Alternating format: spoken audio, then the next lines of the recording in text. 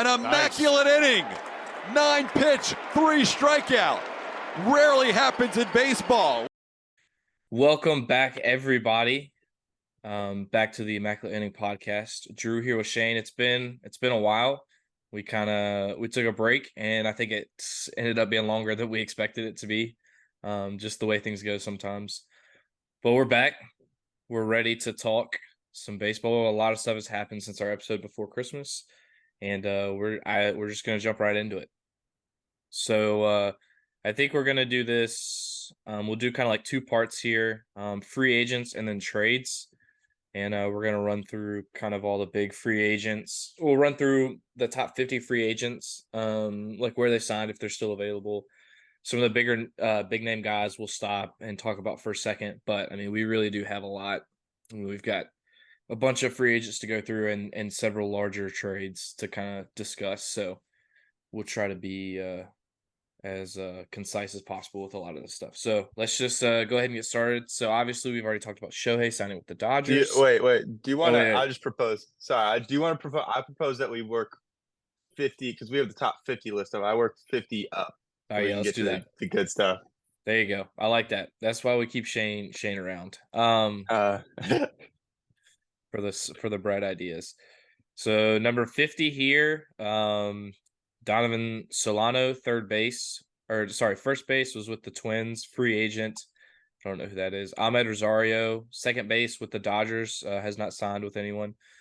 This was an interesting signing. Frankie Montas, who was with the Yankees the past couple of years, signed a 1-year deal with the Reds for $16 million. Keep going. I want to say something about him, but go ahead and.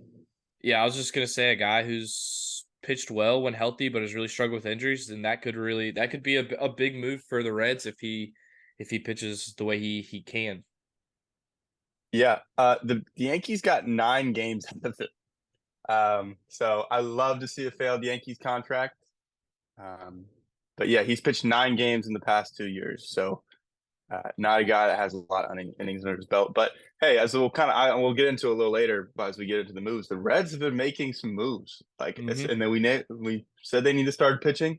If Montas can be the Montas that he was 3-4 years ago, I mean that's ace level, especially for that. I mean, maybe Hunter Green is the head of that rotation, but a 2 of Frankie Montas at his prime is really good. So we'll see if that works out. Definitely. Next, we've got Carlos Santana, first baseman who was with the Brewers this past year, still a free agent. We've got 2 San Diego Padres. Garrett Cooper played first base, and then Ji-Man Choi, also a first baseman. Neither of them have signed anywhere. Jason Hayward, outfielder, was with the Dodgers. He re-signed a 1-year deal worth $9 million with the Dodgers. So they'll be looking to kind of replicate the same thing that they got from him last year. Basically, excuse me, only going to hit against righties. But we'll definitely be out there a lot if he continues to produce.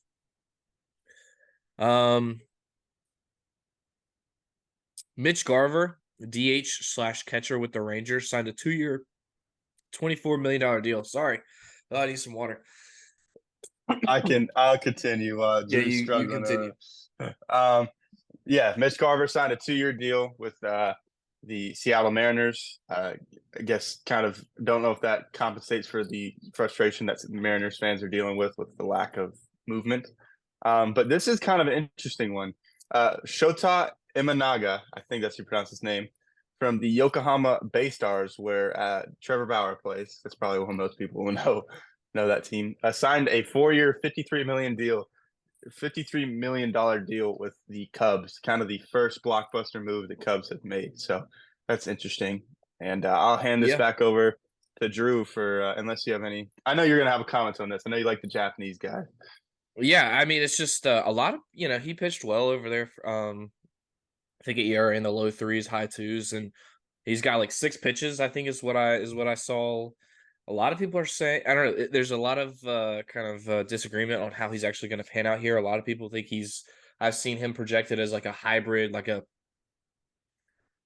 with the Cubs. I've kind of seen them saying that they're going to have like a dual, like not ace, but like a dual, like 2 best pitchers with him and Justin Steele. Like two not true ace, which I think Justin Steele will be an ace, but that's besides the point. So there's a little bit of disagreement on how he's actually going to pan out. I think it's going to be hard to tell. We'll have to wait and see. But I think that was a good sign for the Cubs. 4 years, $53 million. I feel that's solid. That's going to help them out. Next, Yeah. we've got. Oh, sorry, I didn't mean to interrupt. No, I was gonna say, yeah, good signing. There's a lot of guys in between. Do we just want to jump to the next guy that's signed? Yeah. Seth Lugo, relief pitcher with the Padres, signed a 3-year, $45 million deal with the Royals. The Royals have been spending money. That's all I have to say about this. It should be an interesting season for them. Let's see. This is another signing here. Luis Severino, starter. Well, I guess, yeah. Starter was with the Yankees, signed a 1-year, $13 million deal with the Mets. So the Mets are kind of hoping that he is going to be healthy and bounce back after his atrocious year in New York this past year, where he basically was just giving up bombs left and right. Trevor Mayhill, pitcher with the Twins, signed a 2-year, $22 million deal with the Rangers. I don't have much to say on that. The next thing, this is a little different, but I think this is notable. Michael Brantley, 15-year veteran, most recent with the Astros, but also played 10 years with the Cleveland now Guardians. Retired. I mean, one of the best barrel control, best bat to ball skills we've seen this generation. I mean, he just did not strike out. Great hitter, smooth swing, but yeah, I don't have too much to say on that. Just thought that we should mention that. Next, we've got Michael Wacha, pitcher with the Padres, signed a 2-year, $32 million deal with the Royals. So again, the Royals are being active in the pitching department. I don't have a lot to say about this either. I think the Royals will probably touch on later in the offseason, kind of as we get closer to the season. Kenta Maeda, pitcher with the Twins, signed a 2-year, $24 million deal with Detroit. I don't have a lot to say about that one. Definitely, I think just some pitching depth there for Detroit. Teoscar Hernandez, outfielder with the Mariners this past year, signed a 1-year, $23.5 million deal with the Dodgers. I think kind of want to stop and talk about this one too. Yeah.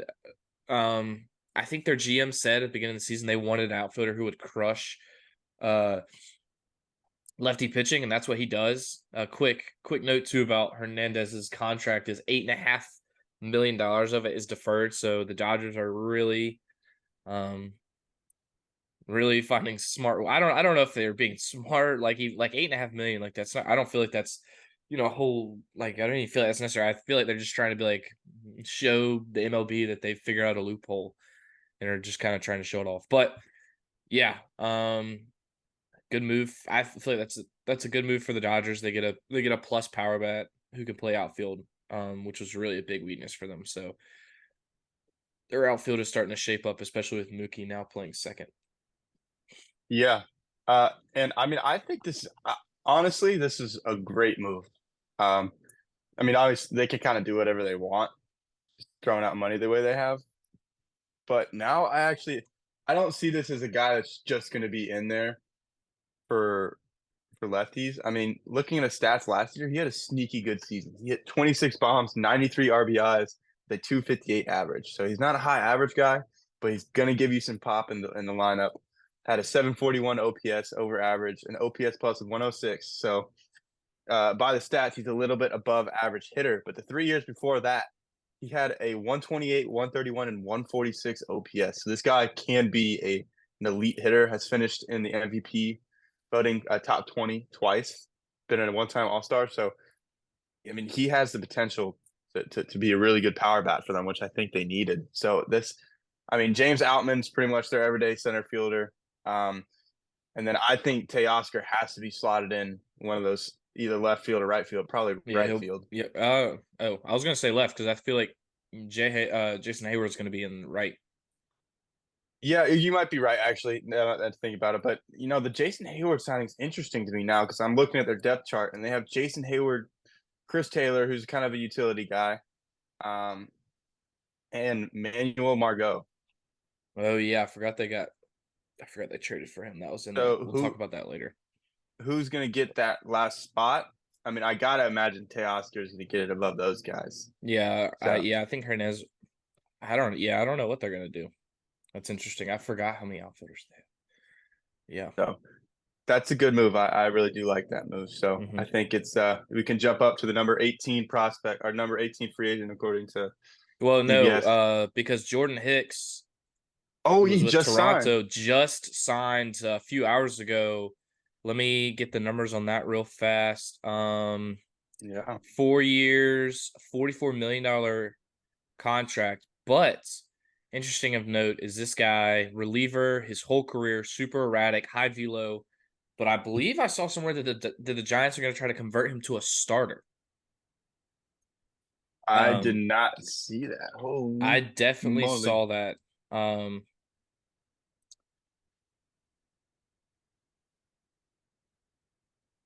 To start for 4 years. Wow. Yeah. So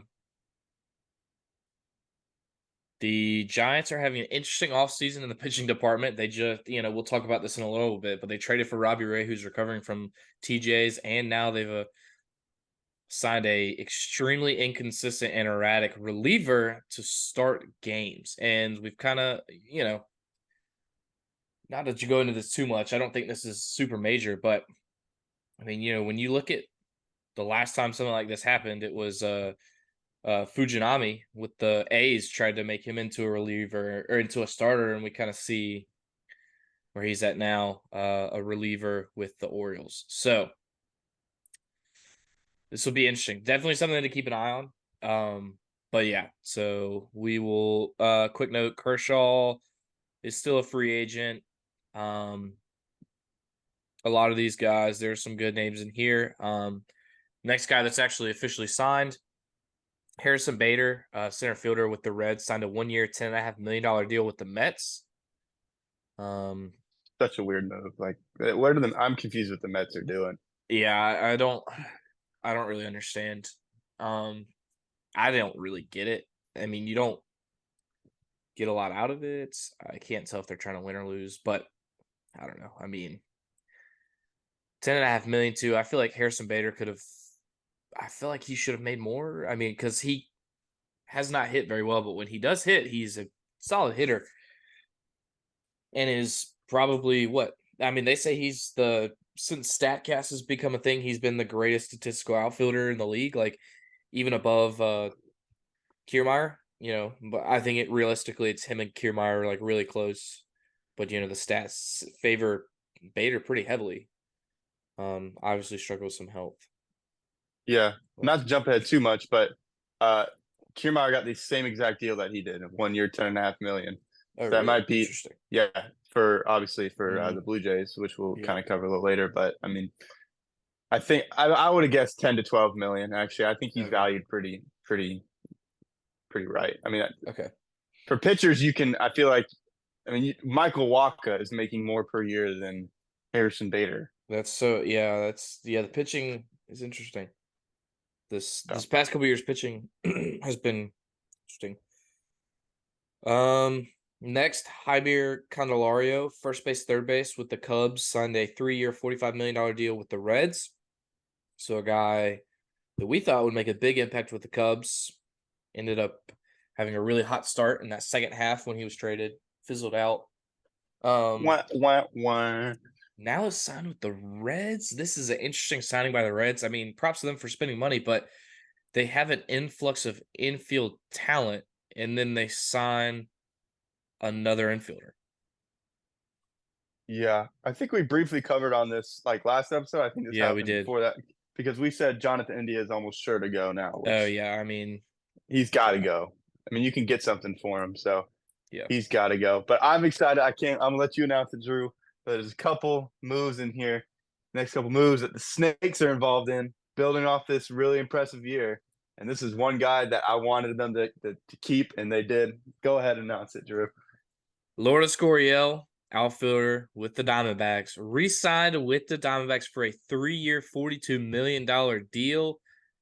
and this is just the start for them. I mean, it makes you, as a baseball fan, it makes you smile. A team goes to the World Series, has success, and is now spending money to try to sustain that success. It's amazing. I love it. This Mhm. I actually like Larry Gurriel a lot. I like him a lot Yep. better than his brother. Um, Who's his brother? he Yudi Gurriel for the Astros, the first base. I don't even know where he is Oh, now. Yule. Yeah, yeah, Yuli, yeah, yeah. I yeah, didn't even Yuli. realize Excuse they me. were related. Okay. They have like the same exact hair, the Yeah, little yeah, I swoop. know. Yeah, I can't believe I didn't put that together until now. Yeah, Lourdes Gurriel. I mean, he was really good this past year, especially. I think Hmm. he had a good playoff. And then Diamondbacks made an even bigger move, which we'll get to later. Probably one of the biggest moves as a top 10 free agent. So, yeah. So I'll let you another Japanese signing here, Drew. That I know you've done some research on. I think actually no, we covered this. This happened Yeah, at the this last is time. this is actually Korean League, but Oh, excuse me. yeah, Jung Ho Lee, center fielder with the Kiwoom Heroes, signed a 6-year, $113 million deal with the Giants. We talked about this because we had to hop back on because it literally happened as soon as we finished. Um, yeah, I mean, we've already talked about that, so we won't really go into that. Next guy, super early on, and I think we did we talked about this one, right? Didn't we? Yeah, because they signed Lance Lynn and Yeah. somebody else as well. But I mean, Sonny Gray, who we're talking about, is Yeah. legit pitcher. I mean, Oh top yeah. three Cy Young finisher. So Yeah, absolutely. Next up is Kevin Kiermaier, center fielder with the Blue Jays, re-signed for 1 year, $10.5 million with the Blue Jays. We kind of talked about that. Great defensive guy, some ability with the bat, but you're really buying that defense there out there in center. I mean, basically, it's close to a sure thing. Him and Bader are the closest two things to a sure thing out there. So I mean, yeah, I don't. This is. I mean, I think Kiermaier really wanted to stay in Toronto. Posted a video on his Twitter where he was stoked, really excited to come back. So I don't have too much to say with that. Quick note: Jordan Montgomery still a free agent. Interesting to see where he will go. Next up, this is kind of interesting to me that this is so high, but on CBS's list. But Lucas Giolito, pitcher who was finished the season with the Guardians. Obviously, he played for about 4 different teams in the past year or so. Signed a 2-year, $83.5 million deal with the Red Sox. 38.5 million, 83.5 million would be nuts. Oh, did I say 83? My bad. Yeah, 38.5. Sorry about that. I mean, the Mets and the Red Sox are just such an interesting case this offseason because you can't tell what they want to do, you know?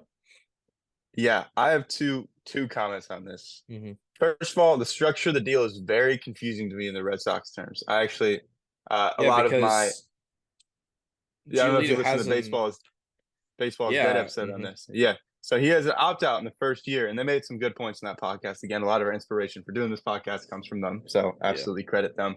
But opt out after 1 year. So if he has a good first year, he's See ya. gone. Yeah. Yeah, he's getting paid more. And if he has a bad first year, like if he continues how he's been doing, then you've overpaid for the guy for a team that's not competing. So I don't understand this Yes. deal. I think this has to be what it is. And this would make no sense if this is what you do. But I think they're hoping that like he's going to be good so they can trade him. But then there's no value in his trade because if he's having a good year and you trade him to a team, you're only giving the team that you're trading to him for like half a season's worth of innings because you know that he's probably just going to opt out of his second. It's just like this deal just makes no sense at all. Yeah, you're paying 20 million for a trade Yeah, piece. That doesn't make any sense. I don't understand this. So we'll move on. Well, That was just wait. Did you have something else you want to say? I do have a second point, which Okay. Oh, it's kind sorry. of Yeah, yeah. speaking to. No, no, you're fine, because it actually relates to the next guy we're going to talk about, and your confusion with him being so ranked highly on the list, which I agree with, because although I think he can have a bounce back, I don't know if he's going to be as good as this next guy. I guess I'll just jump. Marcus Stroman signed a 2-year deal with the Yankees for 37 million. He signed a lower deal than Lucas Giolito. I don't know if this is just because he wanted to go to a more favorable spot, but you're telling me Marcus Stroman, who only 3 years older, maybe that affects it, is less highly touted than Lucas Giolito? Like, I love Giolito. I'm a White Sox fan, so I don't understand that. I don't know what your thoughts on that are, Drew. I mean, I completely agree. Thought Sherman was going to get a bigger contract for more years, but also a guy that's behind both of these two pitchers is Jordan Montgomery, who I've been behind for 2 years now, saying about how great of a pitcher he is and how undervalued he is. He's behind both these guys, and I would absolutely take Jordan Montgomery over Marcus Stroman and Lucas Giolito every day. So that's more about the list. But kind of to your point here, like Stroman signing $1 million, like this is just like I don't think I think the Reds. This was more the Red Sox were like, oh man, we have to make our fans happy. Let's throw some money at a guy, see what happens. And I think they overpaid Lucas Giolito, whereas the Yankees kind of are closer to market value paying for Stroman, if that makes sense. Yeah, and I think we can get into it. And also, another guy I want to throw in this, Sonny Gray. I know he's 34, but he was the best pitcher out of the 4 pitchers we just mentioned. I mean, Oh, he's a Cy absolutely, Young candidate, and absolutely. he did get the most money. Yeah, But I don't know what their ranking system. I'm just going to disregard the CBS Sports ranking system. But yeah. 3-year, $25 million. I would have expected Stroman to be a little closer to Sonny Gray Mm-hmm. than to Giolito. So Well, and Nola is ahead of all these guys. Nola's like 5th on the list, I which think that was more of a panic deal by the Phillies, if anything. But I mean, I think Nola's good, but I would not, especially coming off the season. I don't know. We'll get into this in a second. Yeah, we just mentioned Marcus Stroman. Let's get on to another big deal here. Eduardo Rodriguez, pitcher from the Tigers, signed a 4-year, $80 million deal with the Snakes, baby. Just like we just mentioned, the Snakes are out here making moves, making their team better after coming off a World Series loss. I mean, Erod is legit. He's a great pitcher when healthy. Has had some really good innings with the Red Sox, really good innings with the Tigers, and now you see him here. We'll be joining an elite pitching staff in Arizona. I mean, that's a 3-headed monster out there with Erod, Zach Gallen, and Merrill Kelly. Followed up Brandon by Pfaadt, yeah. followed up by him, who if he can kind of figure it out, and I just read some stuff about his slider and how it's statistically not a great slider is able to kind of the way he throws it helps him out a lot. So yeah, I mean this is a big deal for the Red Sox. A For guy that's the Diamondbacks, sorry. again another guy that's almost equally valued. He's getting Mm-hmm. 20 million. I know the longer deal is more advantageous, but the per year almost as much as Giolito. Giolito's a little over a million less per year than Erod. Mm-hmm. That's what you're telling me? And Erod's worth less. Erod and Sonny Gray are close. By by last year, Sonny Gray would be worth more. But that's why this Giolito makes no sense. I mean, I see Sonny Gray, Marcus Stroman, and Erod as kind of a similar class of pitchers in this free agency. Yeah. And then you have the Blake Snell. I don't even know about Aaron Nola. He might be in that class. Blake Snell and then Yamamoto were the two that like prize possessions kind of. So it is a lot of confusion for me regarding that. And yeah, so the Aaron Nola deal I think we've talked about already. So if you want to glaze back over that, remind them. Yeah, Aaron Nola just re-signed with the Phillies, 7 years, $172 million. We've already talked about that.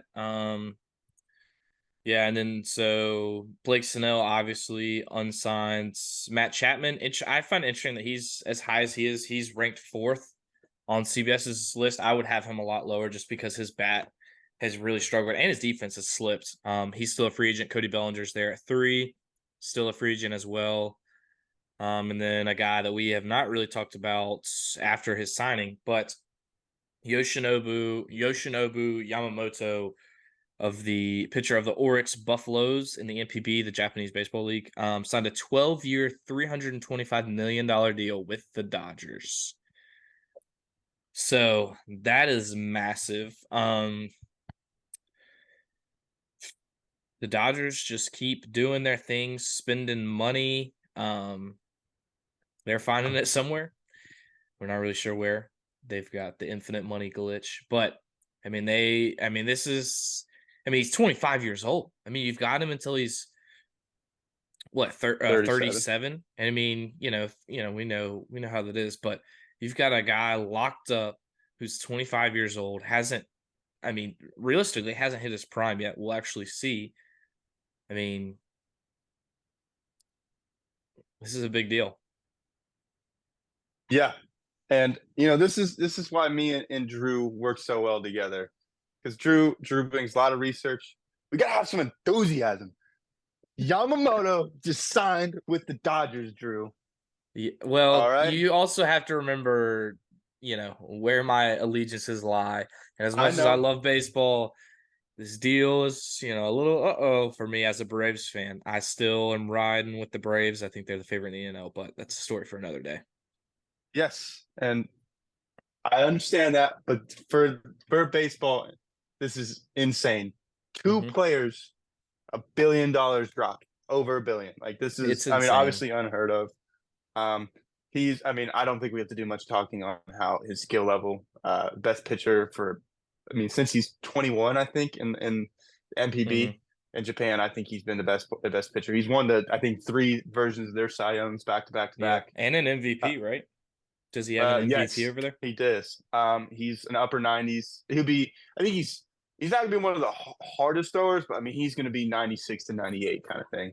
With just one of the best splitters you've ever seen. And a really good curveball that kind of compares to like a Charlie Morton kind of Clayton Kershaw-esque big get me over curveball that's really going to change the eyesight of pitchers.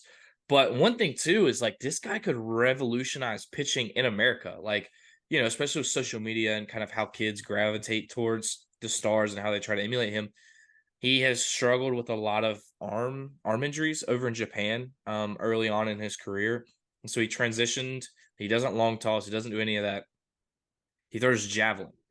And so if you watch him pitch, he like does this he doesn't do like the traditional like leg kick like this where he comes all the way up when he does his windup. I really don't have a lot of room to kind of demonstrate, but he like comes like this, pauses and goes like straight into a slide step. You gotta vocalize a little more for our just audio listeners. What exactly are you going through the wind up here? He comes. He does not have as high of a leg lift, So and he goes pretty directional straight to the plate. Yeah, so when he starts out in his windup, takes a step over to the left, comes through, and most guys are going to bring their leg up towards their chest.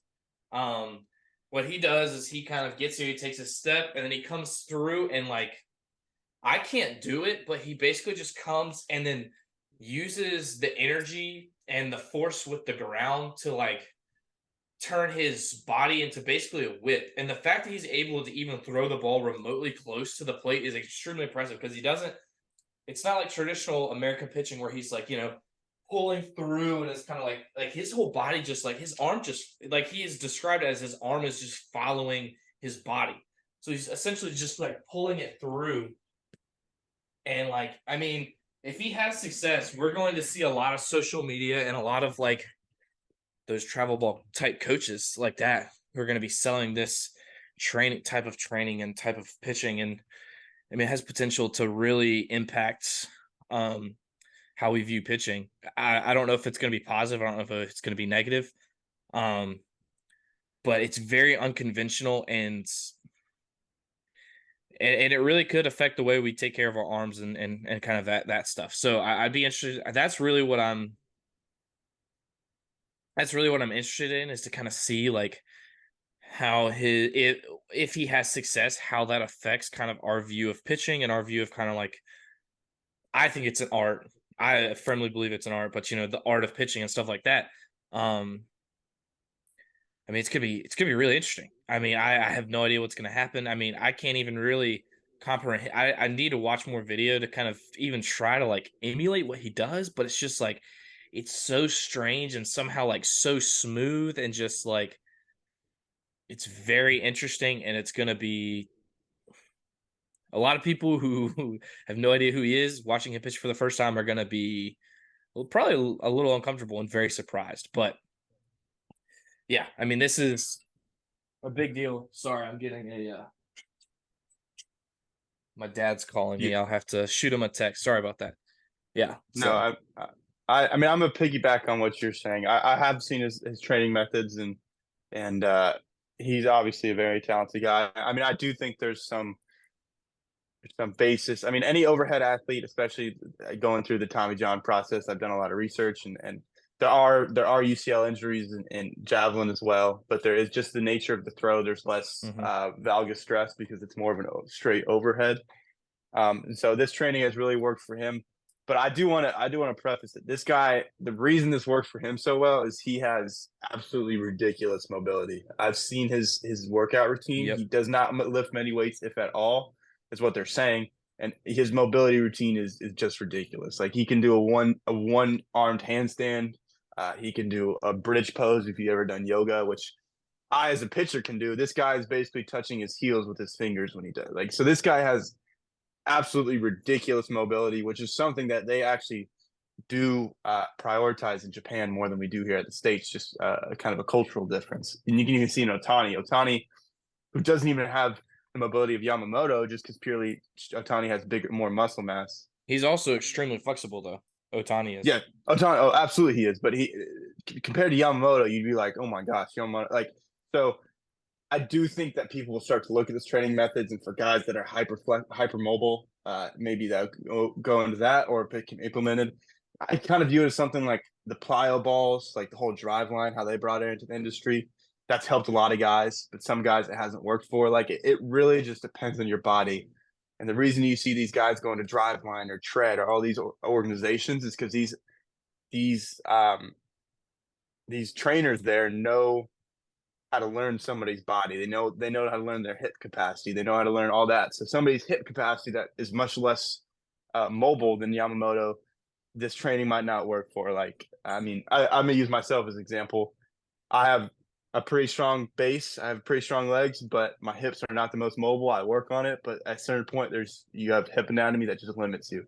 And so something like this might not be as advantageous as you know it's another mechanical drill, or it might be the most advantageous thing. So I do think it'll definitely bring a new component to the pitching field, something for people to consider.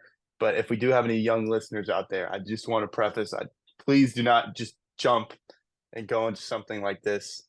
Not saying it won't work, but please get guidance with it, and please understand that everybody's body is different. So you throwing a javelin every day could result in you tearing your UCL versus somebody else like Yamamoto, who this makes his elbow feel great. So I don't know if we have many young listeners. I know we have mostly friends and family who are of our age, but preface that for somebody maybe who needs that. So something I've learned trying a lot of different stuff, and I'm still learning a lot. So yeah, and so just one more thing on Yamamoto and the Otani for people that are wondering why so much money is dished out, and are these guys individually worth 700 million and 325 million, even if they're deferred and the weird contract status? It's because you're getting a whole country's worth of fans and marketing, and Japan is a huge baseball country. They love their baseball, and now I can guarantee you that the majority of the people in Japan are Dodgers fans, are tuning into the games. The Angels made millions and millions and millions of dollars, hundreds of millions of dollars off of Japanese marketing, Japanese viewership. And now you have the two biggest Japanese stars that have come out of the country in sounds like the past 10 to 20 years, who happen to be two of the most talented baseball players on the planet. These deals will easily pay themselves off. I don't even think it's a doubt. So they're not paying only for the talent of these players. They're paying for the viewership and marketing of a whole country that is maybe even more on an individual level invested in baseball that we are. So just a little background for why so much money has been dished into this. And you'll see the backstop of Dodger Stadium when you watch games on TV will be all Japanese ads. And there'll be, if you watch a certain broadcast, there'll be all Japanese ads and viewership through. I mean, you look at the guys signing or the first press conference of these two guys. I don't know if Yamamoto has had his first one. I know Shohei has. The viewership was crazy, and I bet maybe over half of it was from Japan. So Yeah. that is why. Oh yeah. I mean, I totally agree. I mean, it's like Dallas Braden say, this is an entirely different economy that you're tapping into. I mean, they're their own economy. Mm-hmm. So, yeah. I guess with that we will we'll move on to kind of the second half here. And we're going to we've got 4 major trades that have happened, and we're going to touch on Let's all 4. let's start with Glasnow because that was the first one that happened Okay. date wise. All So I right. have the terms up if you want me to run Yeah. into it, or do you? Let's go ahead Okay. because I don't have the terms. So So we kind of mentioned that Manuel Margot is now in the Dodgers. He was a part of that trade, but the Los Angeles Dodgers acquired Tyler Glasnow and Manuel Margot in exchange for Ryan Pep Papuet Pepwat. I don't know how to say that name, and Johnny DeLuca. I don't know much about either of these guys. I'm gonna try to learn real quick. But the more interesting fact of that is that Tyler Glasnow, uh, right after being traded, signed an extension with the Los Angeles Dodgers. So I'm getting the terms for that right now. But while I'm getting that, Drew, do you have any initial reactions to this trade? The Dodgers addressed a much needed, probably the most needed thing on their roster, which is starting pitching. So what are your thoughts on this? yeah, I mean they also got some outfield depth, which I think that was also really important for them. And they were able to re-sign they extended Tyler Glasnow, what, 4 years, 100 and something million, right? So I mean this was a big deal. I one quick note that I want to make here, kind of before we get into everything. I wanna read off Tyler Glasnow's pitch totals each season. Not pitch totals, innings totals each season. 23 and a third, 62, 111 and 2/3, 60 and 2/3, 57 and a third, 88, 6 and 2/3, 120, dead even. He has pitched over 100 innings in one of his past 1, 2, 3, 4, 5, 6, 7, 8 seasons. Sorry, he's pitched over 100 innings twice in his 8 seasons in the big leagues, and really only made it above 80 only one other time. So he has not even pitched above 80 innings in a season in 3 of his 8 seasons as a pitcher. And so when he's healthy and when he's pitching, he is really, really, really good. But I mean, what Glasnow are the Dodgers getting? Are they going to get a guy who's like even in his healthiest season, he pitched 120 innings, and his ERA was he had a 3.5 ERA and an expected ERA of 3.63 and 3.2 WARs. His FIP was 2.91, which is pretty good. But I mean, in his most full season, I mean, his ERA wasn't as good as it had been. So I'm just really interested to see how on paper it works out really well for the Dodgers. I mean, they've got a great pitching coaching staff, great development staff. They're going to do everything they can to keep him healthy, everything they can to kind of keep him on the field. But at the end of the day, there's only so much you can do, and a guy like this, like, I'm a little worried about, you know. Yeah. So I don't know exactly. You know, I'd love to hear your thoughts on this, but I wouldn't quite go cashing your or placing your bets on the Dodgers to win it all, because this easily could fall apart just as quickly as it has come together for them. Yeah. I mean, if Yamamoto and him are both healthy, that might be the best 1-2 punch in baseball, honestly. I mean, Dustin May, I don't think he's able to. I love Dustin May, but I think, Glasnow and him are kind of similar guys. He's really flamethrowers that are not, they're not very big guys. I just don't know if their body can sustain it as long as the other guys can. So, yeah, I just wanted to touch on the 2 guys that the Rays got. They got Ryan Pepot. I'm sorry, I don't know how to pronounce his name. Pepiot for anybody that wants to look him up.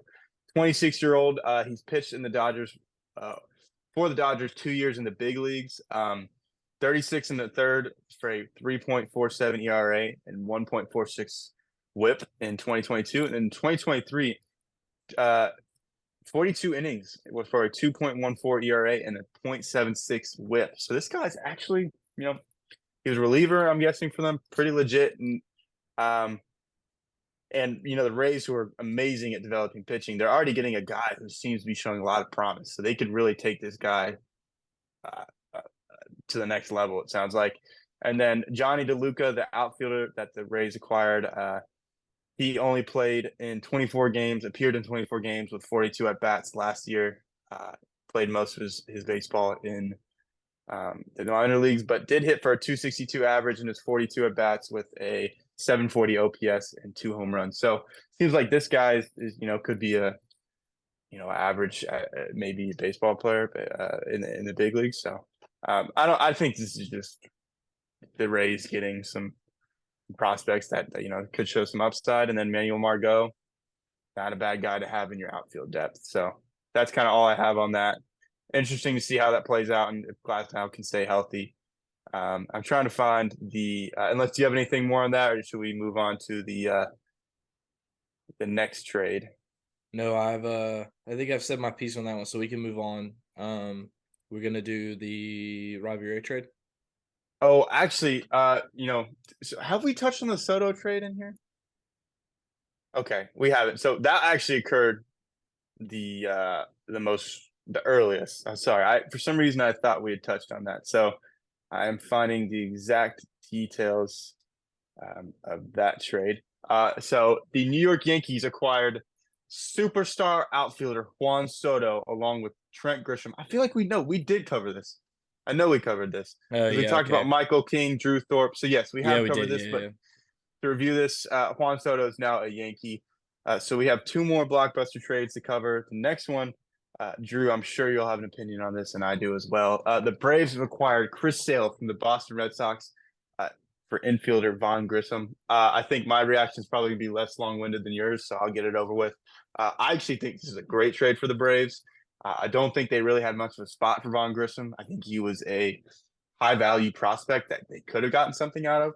I know Chris Sale has struggled with health, but I think I don't know if ace level potential anymore, but a really good 2 or 3 pitcher that can eat up innings and has playoff experience. So, I mean, I know there's the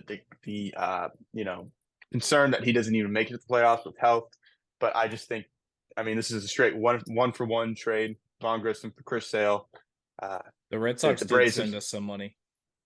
Oh yes, they did, because they wanted to get his contract off. Yeah, You guys have money to spend, but anyway, we do. I think this is a good trade. I think Chris Sale will hopefully give you some valuable innings, and if he's healthy for the playoffs, could be a really good playoff piece. And again, you guys have signed everybody you need for your whole team for the next 10 years, so it's like no need. And then yeah, they did extend him, but I'll get your reaction while I find the terms for that extension. Yeah. So with Ozzy Albies and now Orlando Arcia up the middle, there really wasn't a spot for Vaughn Grissom. I thought that we could move him to left field and he'd be okay. That was kind of the general idea going into spring training. Obviously, we traded for Jared Kelenic. I figured that they would maybe try to platoon them. Vaughn Grissom really has an elite hit tool, really great hitter, pretty athletic guy. Obviously, the Braves did not opt to go in that direction. Trade him to Boston for Chris Sale. I'm a big fan of this trade. I think there may be some people who are like, oh, like we could have got more for Vaughn Grissom, but I think really what hurt us was Vaughn Grissom was not a highly touted prospect when we called him up. Hit really well when we called him up, and then ever since then has been hitting well in AAA and been playing well. And so, like, it's just kind of that weird thing where he's an older prospect now. He wasn't really a high level prospect, has been hitting well, but just like I just don't think his trade value was great, even if he's like going to produce on the field. Um, so I actually am a big fan of this trade. Boston, they need somebody up the middle who's young. They need somebody there. Although I will say his defense is not great, and I saw some stuff on Boston Twitter right after the trade where they're like, can't wait for Trevor Story and like Dustin Pedroia to work with Vaughn Grissom, and you're really getting him right. Let's not forget who's been working with Vaughn Grissom for the past 2 years of defense. It's been Ron Washington, the infield guru. So Boston fans may be in for a little surprise. Oh, it could work out great for them. Maybe these guys break through and they're able to kind of develop as a defender. But there's been very few people who haven't been able to become at least competent on defense by Ron Washington. He is the infield defense guru when it comes to that stuff.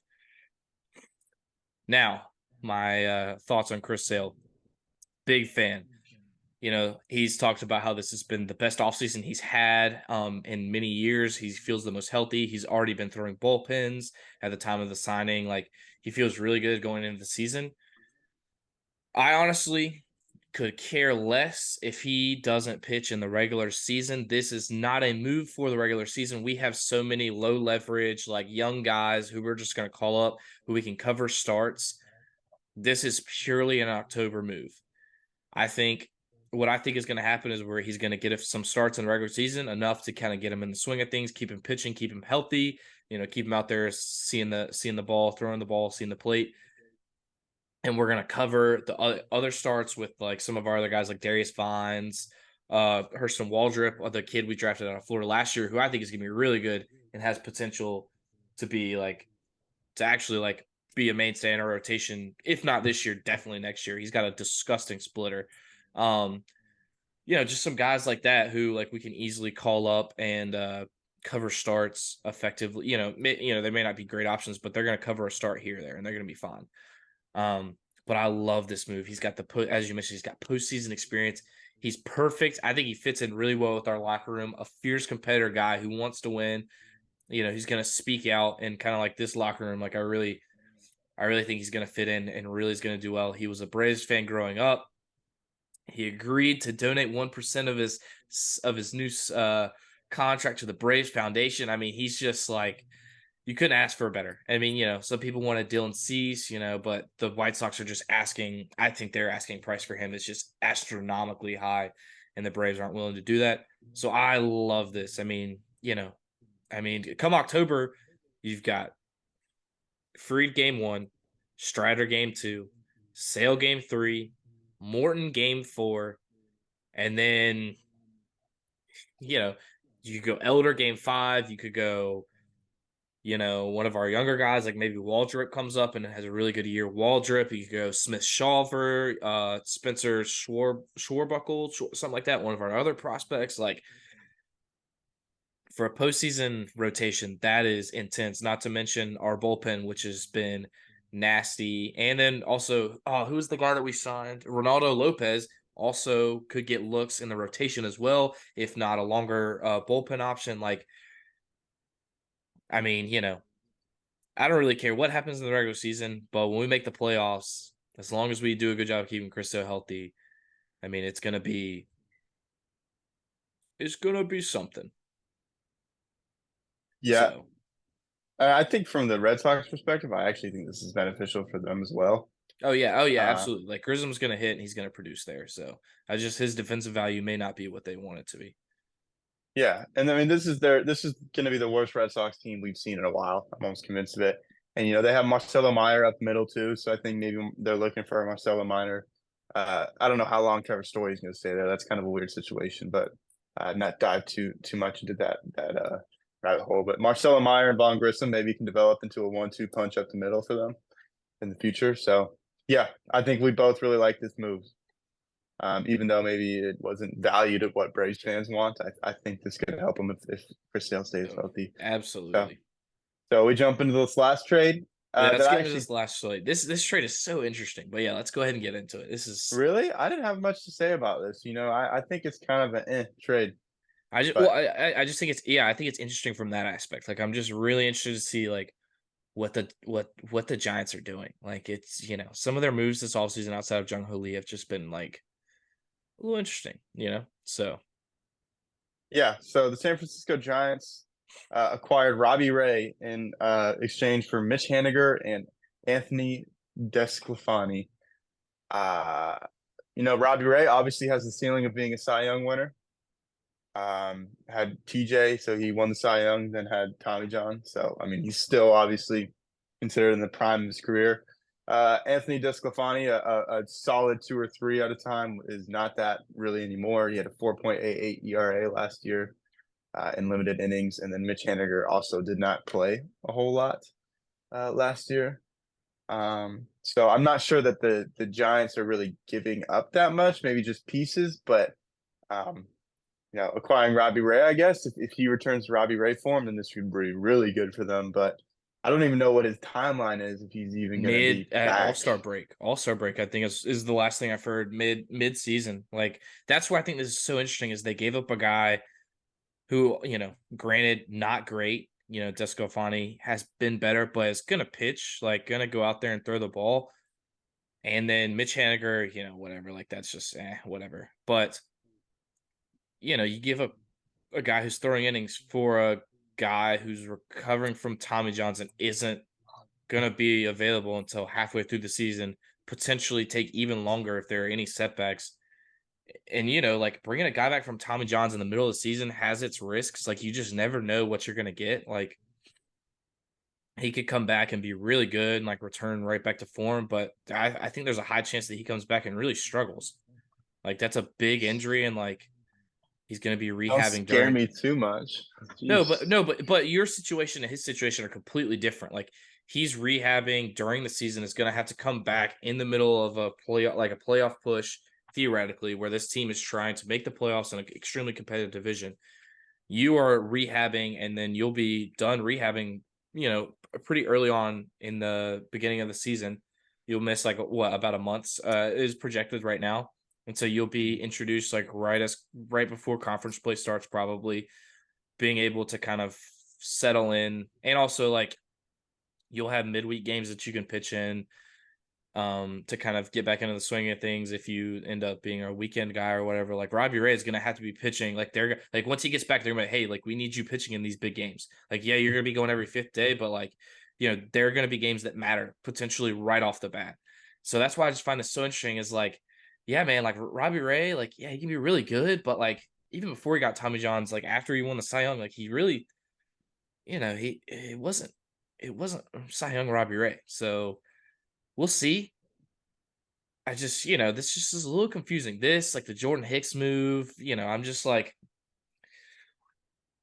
if I was the Giants, I feel like I would target different guys, like I know like that their pitching staff is really good and really great at, like specifically with starters, kind of like reshaping starters' careers, like, Logan Webb, Alex Wood, like, those type of guys who are struggling to come in and get right. But I just like this move I don't know if it's going to really amount to much for them. I mean, I guess it's low cost, high reward, low risk, high reward. So if it doesn't work out, you really didn't give up and you've got a Robbie Ray who's going to throw the ball, whatever. And then if it does work out, you've got really elite pitching. But, I would have preferred to see them go in and really go after like a Jordan Montgomery or a Blake Snell, if that's what they're like. I feel like that would have been more beneficial and more worth their time and money. So.